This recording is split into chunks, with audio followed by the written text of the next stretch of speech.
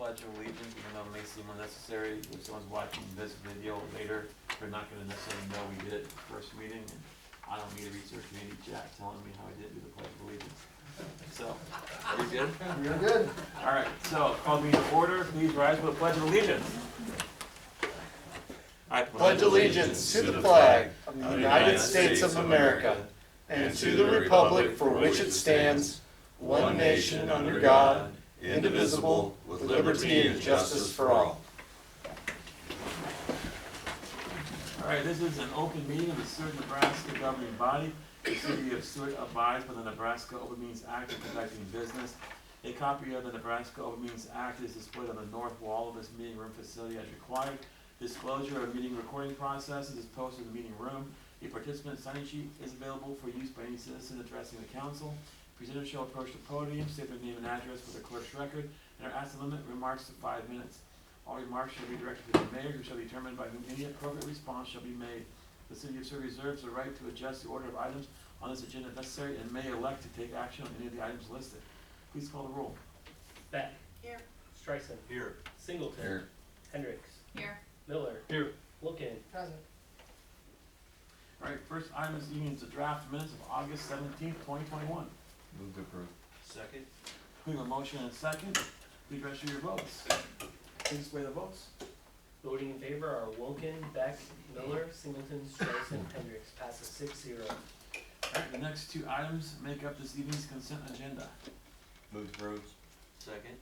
We have a motion and a second. Is there any further discussion? Seeing none, please register your votes. Please display the votes. Voting in favor are Wilkin, Beck, Miller, Singleton, Streisand, Hendricks. Passes 6-0. All right, next we have the confirmation of mayor's appointments. We have 1A is Dr. Matt Dominique to the Citizen Advisory Review Committee for a 3-year term. Move to approve. Second. We have a motion and a second. Is there any further discussion? Seeing none, please register your votes. Please display the votes. Voting in favor are Wilkin, Beck, Miller, Singleton, Streisand, Hendricks. Passes 6-0. All right. Under public hearings, we have consideration of an application to the Nebraska Department of Economic Development, NDED, for a Community Development Block Grant, Cbpg, for development of a commercial facade and interior rehabilitation program for downtown buildings. We have Tom Bliss with us here this evening. Welcome, Tom. Thank you, Mr. Mayor. Thanks, Council. My name is Tom Bliss, and I am with Southeast Nebraska Development District. Do you need my address, Chris? Yes, please. You can just be your work address. Yeah, it's 7407 O Street in Lincoln. Once again, thanks for putting me on your agenda today. This is a public hearing. The city is requesting $435,000 in Cbpg funds to aid in the elimination of slum and blight conditions within the area of downtown designated by the City of Seward's 2017 Downtown Revitalization Project. The area remains blighted and substandard as identified by Resolution 2018-26, which was passed in 2018. So if the grant is successful, the funds will be used to eliminate slum and blight conditions on an area-wide basis in commercial rehabilitation of privately owned properties, including activities such as facade improvements and repairs necessary for correction of code violation. Once again, the city is requesting $435,000. Of that, $25,000 will be used for program administration, $10,000 will be used for construction management, and at least $100,000 in matching funds will be provided by local business owners. The grant does require a 25% match, and as a result, the business owners will be providing a 25%. This application is due September 15th. We are working with city staff to complete it. This would be phase 3. The first phase was a planning document that was completed in 2016, 2017. The city then applied for a phase 2, which was an implementation of that planning document. So that was a lot of facade improvements. You assisted 16 businesses in that phase 2. Approximately $700,000 was spent. Of that, $400,000 in private funds, $307 in state funds, or Cbpg, Community Development Block Grant. We're currently wrapping up that project. Things got a little bit slow, and you know that. So the state is transitioned from paper to an online portal system. So they essentially shut down any sort of processing from May until, well, honestly, they're still onlining some of these grants. So you guys are actually ahead with that, in that your file, your project is in the online portal. Conversely, Fairberries is not. So everything is being pushed back, is my point. Phase 3, currently you have 23 pre-applications. That's a good indication that your constituents are very eager to move forward on this. Of those 23, about $1.4 million in asks. So that's a good indication too that there's still a demand for this type of program. Once again, this is due September 15th. It's a very competitive application pool this year. It's a statewide application pool as well. What we're asking tonight as well is for the council to give the mayor permission to sign exhibits and support documents which are required for the grant application. Also, we need letters of support. So I know Jonathan and the chamber are working on that, but we can upload up to 5 letters of support. Those can be from businesses that have benefited from this. Chamber, if you've got of course, the city would be, I'm not sure if that would be redundant or not, Greg. I'm gonna go with that's redundant, because we're applying, so we kind of have the need and want. So, school, any civic organization, Lions, Rotary, that sort of thing. Additional pre-apps would be helpful as well. As I said, you've got 23 as of about 2 o'clock this afternoon. We are writing 4 or 5 of these in our region alone. That's about where other people or other communities are coming in. I will say Beatrice is about 50 right now. York is somewhere around 20. I think the sweet spot will be around 25 to 30. So if you can get more, that would be great. And then if you, as a council and city staff, if you can come up with a list of recent activities you've done outside of the scope of that phase 2 downtown revitalization, to benefit your community, that would be helpful as well. Said this twice so far. September 15th is the deadline, and it's rapidly approaching. And I'll do my best to answer your questions if you have any. Any questions for Tom? Yes. Well, how many applicants did we have last phase? I don't know that. I don't think they required that pre-op, that first one, because I actually wrote the 2017 one, and I don't recall seeing that. And I know you wrote one for Beatrice, and I think They had that's never new. done the pre-apps before. Yeah, But I this think is there's a new- so many that have, well, the other one was back then, they also forced you to do a phase 1 again. Yeah, This is true. recent years is when they started just letting you roll on it, because they're like, it makes no sense that we give you $30,000 to update a plan that's basically the exact same plan, Yeah. because you haven't changed anything, you wanna do the same stuff. So, I think we should discuss if we're not competitive on this grant and we miss out, we need to look hard at our plan and then look at other projects or ways to combine to kind of make it diverse and competitive. I think the discussions about sidewalks, bump outs, public spaces, the alley discussion, I think a lot of that, because some of that stuff is just not, like the alleys is not incorporated in our downtown plan. And so it's gonna be kind of dicey about getting some of that in there, but maybe these are changes we're seeing in downtown that we would like to incorporate into that plan. And so maybe if we're not competitive on this, we might look to adjust that plan one time. And I don't think you can run those concurrently though. No, and there might be an opportunity where we can partner, we as in Sin can partner with the city. We're working with UNL on 3 other downtown planning projects where they're the School of Architecture and the School of Community and Regional Planning. They're trying to give their students real world opportunities to learn about planning, particularly with downtown areas. We might have helped you out with that, Greg.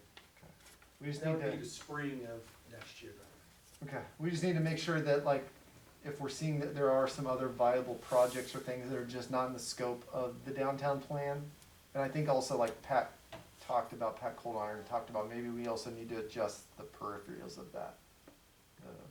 There's a few parcels that may have not got swung in for one reason or the other, and we may look at that too. But that's down the line. For this one, follow-up work, if this should be approved tonight, we will go to the DTR LBA 40 committee and make recommended changes if this is approved by, if we're awarded, correct? Correct, You might as well wait. correct. And if you're awarded, then we're gonna make adjustments. So one of them we talked about, potentially was adjusting from a 50-50 grant to a 75-25 with the private landowner or property owner putting in the 25. That seems to move projects faster, and that was one of our issues last time. Hard deadlines, we would, because getting these done efficiently is key. Right. I think those were the two biggest ones. What was the other adjustment we talked about? I think that was it. I think it was really the 75-25. Yeah, I think the big one was the 75-25. So, Yeah, and maybe moving the plan around a bit just to be a little bit more flexible, but I think that captured it, those two. and they kind of went back and forth on the SAM registration. That adjusted since, Yeah, that's since changed, where it's the business owner as opposed to the business owner plus the contractors plus the subcontractors. So that's streamlined that a bit. the last thing that we did, that some of you are aware of, is we did have a public forum hosted by SCCDP and SEND, is that Bottle Rocket. We invited downtown business owners, and we kind of had, Councilmember Hendricks was there, we kind of had a revision and discussion of how the first one went in the process, and then what our goals and hopes were for the next one. And that set up the pre-application and the survey that went out to all downtown business owners, so. Yeah. But that will be a good tool to utilize to try to make our application competitive. Yeah, once again, as you're meeting with your constituents, get pre-apps,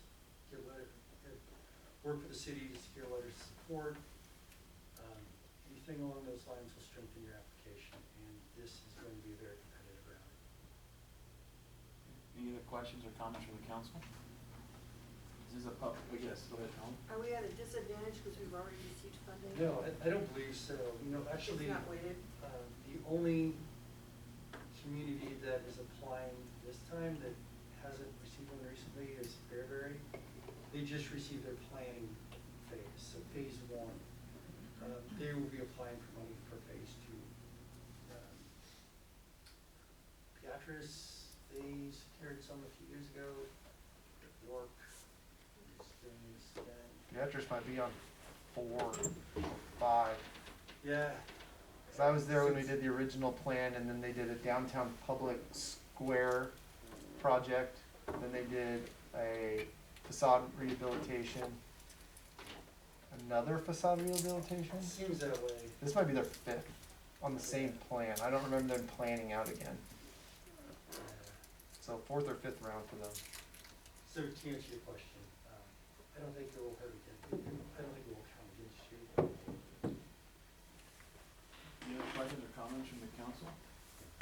This is a public hearing, so I'll open up the public comment portion of the public hearing. If anyone from the public wishes to comment on item number 1, please do so at this time. Seeing no one wishing to comment, I will close the public comment portion of the public hearing and proceed to item 1A, which is authorization for mayor to sign all documents related to the City of Seward's application for Community Development Block Grant, Cbpg funding.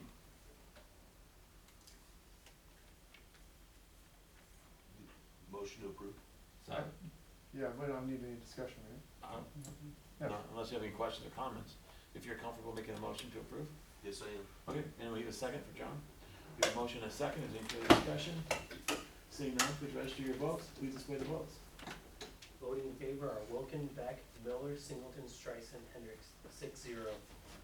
And item 1B is consideration of a resolution authorizing the execution of all contracts, documents, or other memoranda between the City of Seward and the Nebraska Department of Economic Development to accept an awarded grant. Any other questions or comments? Otherwise, I'd ask someone to introduce the resolution. I'll introduce the resolution. All right, the resolution has been introduced and is designated as resolution number 2021-19. Would anyone like to move that this resolution be passed and adopted? I so move. Second. We have a motion and a second. Please register your votes. Please display the votes. Voting in favor are Wilkin, Beck, Miller, Singleton, Strice, and Hendricks. 6-0. All right, next we have our administrative items. Number 1, approval of an additional 1% increase in restricted funds. Greg? Yeah, this is a requirement by state statute. We undertake this effort every year to increase the additional 1% restricted funds. Pretty standard procedure. Nick can cover anything else specific to it. Any questions or comments on this? Nick, did you want to add something? Basically, there's a lid on the total restricted funds that the city can receive. Restricted funds are made up of our property taxes, sales taxes, motor vehicle taxes, other items of that nature. And so basically, it doesn't increase the amount that we're budgeting for revenues or levying in taxes. It just simply says that we have the ability to generate those in the future. And the state auditor recommends that all cities and villages do this every year. Any questions or comments? Otherwise, I entertain a motion. I so move. Second. Motion to approve and seconded. Please register your votes. Please display the votes. Voting in favor are Wilkin, Beck, Miller, Singleton, Strice, and Hendricks. Passes 6-0. Item number 2, approval of the municipal budget for the city of Seward for fiscal year 2022, and authorize the filing of budget forms. Greg? Just cover this again since it is a separate meeting. We began the budget process back in April, as we tend to do. I commend all the department heads, the ones that are here tonight, and everybody else that's worked so diligently on this fiscal year budget. We undertook that process, brought the information, and we discussed it back in July with the council. Presented it at approximately 2-hour meeting. Adjustments were made in the July meeting to increase the cost of living to from 3.5% increase to a 4% increase for wages, and also to improve comparability wage adjustments for staff based on the study performed this spring. So those were the items that were changed in July. The formal and final budget was then sent on to our auditors based on those changes. They recommended and reapproved all the cash flows, summaries, and documents that are included in your packet here tonight. Again, the levy does not increase under the current offered budget. We have a 3% electric utility rate adjustment, no increase in water rates, and a 3% increase in wastewater rates. I think we've kind of discussed this one across the board. I can answer any final questions, but I will leave again as I did in July. I can't thank Nick enough for the work that he put in this budget and continues to do. Every process we go through with this, I learn something new from him every year.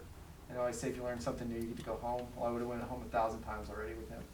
But Nick's the one that put in a lot of the long hours, the processing, the working with the auditors to make sure the numbers are correct, to double check all my crazy questions, and to be that focal point between the department heads and himself and back through the administration. And so, Nick, thank you for all the work that you've done on this. I know it was a gargantuan effort again, and you continue to make it a product that we can be proud of in regards to the way that we undertake it, and I look forward to working on it again next year. Answer any questions you have.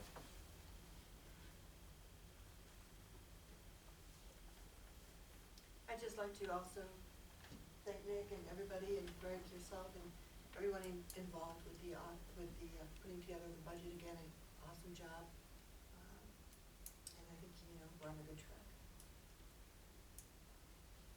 And with that, I'll move to approve the budget. I'll second. Motion and a second. Is there any further discussion? Seeing none, please register your votes. Please display the votes. Voting in favor are Wilkin, Beck, Miller, Singleton, Streisand. Voting against is Hendricks. All right, next we have a resolution setting the 2021-2022 property tax request for the city of Seward. Greg? Pursuant to the budget that was just approved, this is a formal resolution setting the property tax request for the city as it was outlined within the budget. Any questions or comments from the council? Otherwise, I'd ask someone to introduce the resolution. I'll introduce. Alright, the resolution has been introduced and is designated as resolution number 2021-20. Would anyone like to move that this resolution be passed and adopted? I so move. Second. A motion and a second. Please register your votes. Please display the votes. Voting in favor are Wilken, Beck, Miller, Singleton, Streisand, Hendricks. Passes 6-0. Alright, item number 4, ordinance for adoption of the municipal budget to appropriate sums for necessary expenses and liabilities, to provide for an effective date, and include an additional 1% in restricted funds. Greg? This is the final ordinance to approve all the process we just undertook in the last few motions. This combines it all together within the ordinance and sets it off for us to send off to the state in one nice package. That's due by the 20th, correct? So if there were any adjustments or issues, we'd have to take care of it some other way because we won't have another meeting for them. And just to clarify, we'll have to suspend the statutory rule and, That's correct, this is an ordinance. right, so that means we'll have to have all 6 yes votes on the suspension. If we do not have all 6, then we'll have to call a special meeting between now and then to the deadline and do it again. Is that right, Greg? That is correct. So we have the ordinance as I read. Is there any questions or comments from the council at this time?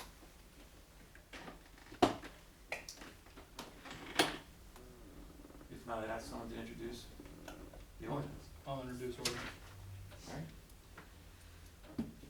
An ordinance to adopt the budget statements to be termed the budget and annual appropriation bill to appropriate sums for necessary expenses and liabilities, which includes an additional 1% increase in the restricted funds, to provide for an effective date, to provide for publication of this ordinance in pamphlet form. The ordinance has been read by title and is designated as ordinance number 2021-19. I need a motion to dispense with statutory rule. So moved. Second. We have a motion and a second. Is there any discussion? Seeing none, please register your votes. Please display the votes. Voting in favor are Wilken, Beck, Miller, Singleton, Streisand, Hendricks. 6-0. Again, this is ordinance number 2021-19. Would anyone like to move that this ordinance be passed and adopted as read? I so move. Second. A motion and a second. Is there any further discussion? Seeing none, again, the question is, shall ordinance number 2021-19 be finally passed and adopted? Please register your vote. Please, Sorry. please display the votes. Voting in favor are Wilken, Beck, Miller, Singleton, Streisand. Voting against is Hendricks. I believe this is the only ordinance for this evening. So with that, I'll need one final motion to make this ordinance a part of the permanent record. So moved. Second. We have a motion and a second. Please register your votes. Please display the votes. Voting in favor are Wilken, Beck, Miller, Singleton, Streisand, Hendricks. 6-0. Okay, item number 5, audit engagement letter with AMGL to conduct the city's annual audit. Greg. This is the final year of our engagement with AMGL, and then we'll have to go out and either sign another agreement with our same auditor or go through an RFQ process or something else. But based on our work with them, they've done an outstanding job, very professional, especially wading through COVID and trying to audit through, you know, computer systems and everything else. Nick's done a good job working with them and being a facilitator along with all the staff and the administration. So we recommend approval of this engagement letter. Any questions or comments from the council? Move to approve? We have a motion, is there a second? Second. We have a motion and a second. Please register your votes. Please display the votes. Voting in favor are Wilken, Beck, Miller, Singleton, Streisand, Hendricks. 6-0. Next, we have the city administrator's report. I'll just add onto my administrator's report, I sincerely want to thank especially Nick and Derek. You're probably wondering, hey Greg, look, you still have that mask on from 3 weeks ago. And it's because I had a whole rash of COVID run through my house with all my kids. So we got to do the whole week and a half sitting at home staring at each other, from separate rooms of course. But so these guys, especially Nick and Derek, like really carried it for me while I had to work from home. And I came in for some interviews with to do wastewater treatment plant engineers with Councilmember Miller Councilmember Streisand, and I looked like a leper sitting in the back of the room. But I wanted to be as safe as possible, but try to conduct as much business as I could, and also keep track of my kids that were in different states of blah. So just trying to be extra protective. But thank you so much to my staff, to these guys especially, for kind of carrying the weight, finishing up this budget and everything else. We have a lot of traffic committee items that are just on hold through that time that we're trying to get finished up. Some stuff on East Seward, looking at some other school-related items. And so we'll get to those. Bob Myers with the street superintendent is off at training this week. So once we all get back together after this week, we'll try to resolve some of those traffic ones that we have recommended and work on those. But other than that, I can answer any specific questions you have in regards to the city administrator's report. Any questions or comments for Greg's report? If not, entertain a motion to accept the report. Move to approve. Second. We have a motion and a second, please register your votes. Please display the votes. Voting in favor are Wilken, Beck, Miller, Singleton, Streisand, Hendricks, 6-0. Alright, do we have any future requests for council agenda items or administrative action? Yes, That's Alyssa. a question. Have we looked into a better route for foot traffic to Dollar General? Like, is there a sidewalk that's been thought to consider? My reason for suggesting is I noticed a gentleman on a wheelchair that was coming from the Dollar General on the busy highway to cross the railroad tracks. He had to wait for traffic. It was just an uneasy situation to witness, and there's a lot of kids that cross that as well, and there's not a designated sidewalk along there.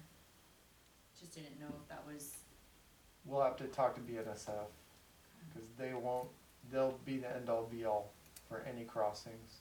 So, I don't know that we have, I'm thinking through my head where we have any right now. You got one down here, on the east, on West 34. On the north side? Yep. Because there isn't one on the east side. No. Because that's where Elm Yeah. jumps off, so it's just a kind of a big mess on that side. There's very few. It's hard to come by. It took us on the trail, me and Mike were working on. That is, yeah. So we'll start the yeah, conversation just with start the BNSF. conversation, just cause there's, with college too, there's a lot of college kids that walk along that area as well to get to that store, so.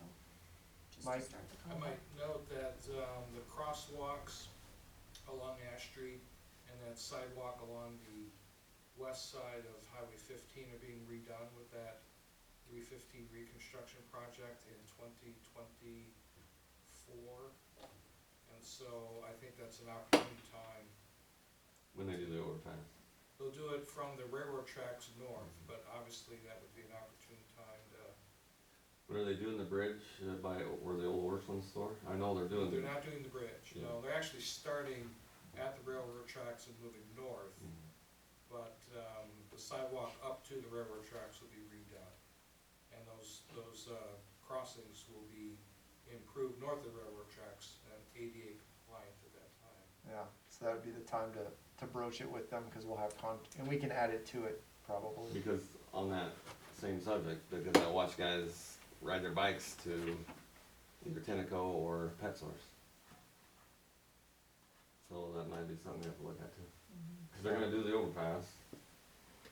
And then so if they're gonna do that, maybe we need to look at that a little bit further. The river one. Yeah.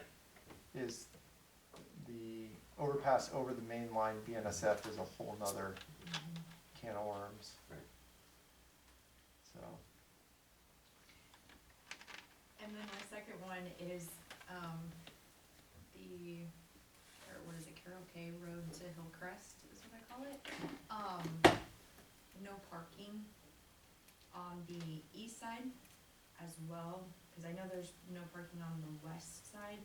There was a Concordia, I think, cross-country meet that right at school time, that was severely congested, cause everybody parked on that east, cause you can't park down, what is that, Bluff Road? And so there was a lot of traffic, and it was really challenging for the bus to get That's probably the high school. around that.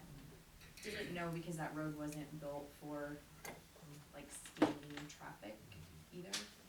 sitting parking traffic, Okay. as well as moving, that if that has to be brought up. We'll have to look at Just something I witnessed. it's all usually based off width. Yeah, and so we don't recommend 27-foot wide cartway widths, which that is, and so is a portion of East Seward that was recently done, and actually 32 feet in most cases. Now, a strictly residential street where you just have, we allow parking, but you just have residences. So we do agree, we did want to watch how parking was along that during Concordia events, and I guess then make a decision whether we do the second side or not. I did notice that congestion It's horrible, Friday last week, you know, it was, cause Yeah, even the that was residential fun. streets are horrible when they have an event, cause they don't know how to park. I just figured with basketball, a lot of more indoor and there, stuff is gonna be happening, that we at least get on the ball and monitor it before it becomes an issue. I also noticed there was no sidewalk either along the east side, and so people tend to walk on the pavement in the road, which further, you know, after they park to walk to the meet, which further kind of makes traffic. And it was probably exacerbated that it was cross-country, because that's the closest parking probably to. Correct. If you met somebody with a city truck or say fire or rescue, you can't, there won't be enough room for two vehicles. Okay. We can take a look at that with traffic committee as well. And who maintains that landscaping down there at the butterfly garden? The butterfly garden would be public properties. And right now it's being watered by the contractor actually. There's a one-year establishment period. So some of that stuff is just not gonna suffice. And so it'll be, Pretty weedy down there. yeah. I just didn't think this. So if I may, so the contractor was ordered by the engineer to spray herbicide, and it does not look like he has done so, so, you know, it probably needs follow-up. I don't know if there was a time, period given to the contractor or not, but there's a lot of foxtail growth. It's been a very good year for foxtail, and so it's just kind of taken over, unfortunately, so difficult to mow out. The guys are trying to keep up the mowing, but there's only so much they can do. Yeah, our hope is that Brent will kind of take that over. Brent is the one that does the garden up by Plum Creek Park. And so once it's kind of established itself and we know what's gonna survive and what's not, then we'll fully take that over. But right now, we have this mix of the contractor still doing it and us. So the next one would be on the new, is it the Bark Park, whatever you call it, the Scott Denzloggy has. Oh. Is that all good as mural and that now? Cause I think it. Scott's current, what he has on there now meets all of our current codes. Okay. We have Kelly and Tim and I are kind of looking at just the sign codes in general and having a revamp of that recommended to planning and zoning and the council. Cause I mean, it is very nice. I mean, when, it's not an eyesore, and you got something to see when you come into town. I've had a lot of comments on that. It's hard to miss. Yeah. It's very hard to miss. Whoever you had to do it, an artist or whoever you had it, did a great job. There's Boggs, Seth Boggs. the Boggs. At Concordia.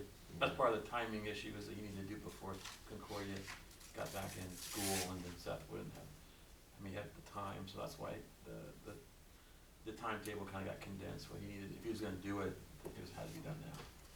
But yeah, no, it looks good.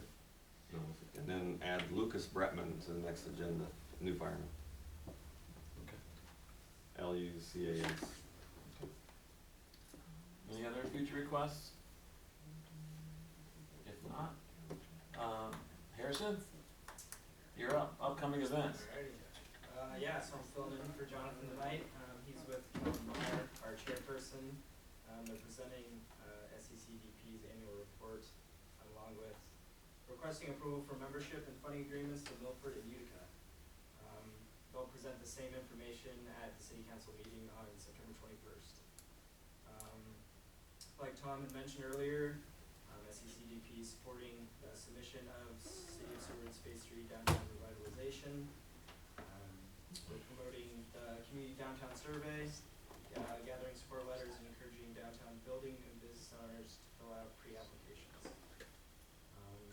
we're hosting a night of flight, on Saturday, September 18th at the Nebraska National Guard Museum. This is a Nebraska-based wine and whiskey tasting event. Music this year will be put on by AM/FM Band. So we currently have tickets on sale for that. So that will be after the Oklahoma-Nebraska football game. And that's all I have. Thank you guys. Thank you. Next item we have a strategy session. The strategy session with city attorney to provide negotiation guidance concerning real estate interest for construction of a new water tower. Greg, John? Yeah, Councilmember Hendricks, this is your item. So you want to note now that you have a conflict on the record so we can enter in the minutes. And then, Absolutely, I would like to abstain, from all voting. and for going into discussion in closed session. We're going into closed session on it, so you won't be with us. Got it, yes. So, Duly noted. Carl? All right, I move that city council go into closed session with the mayor, city administrator, city clerk, and city attorney for the protection of the public interest and to discuss the, provide negotiation guidance concerning real estate interest for construction of a new water tower, for a period not to exceed 30 minutes. We have a motion, is there a second? Okay. A motion and a second, please register your vote. Please split votes. Voting in favor are Wilkin, Beck, Miller, Singleton, Strice, and Hendricks, 6-0. All right, the council has voted to go into closed session for the protection of the public interest and to discuss real estate interest concerning the new water tower construction project and to provide city attorney with negotiating guidance. We are now in closed session. Thank you.